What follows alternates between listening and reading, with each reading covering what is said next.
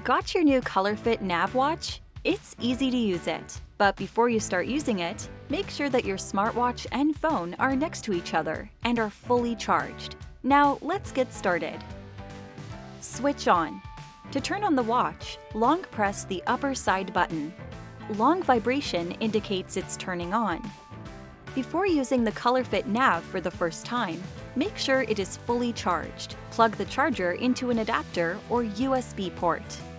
Align the magnetic charger along with the pins on the back of the watch. A short vibration indicates that the watch is charging. Now make sure to charge the watch till the battery icon shows full. Now let's get you connected. Download the NoiseFit X app on your phone.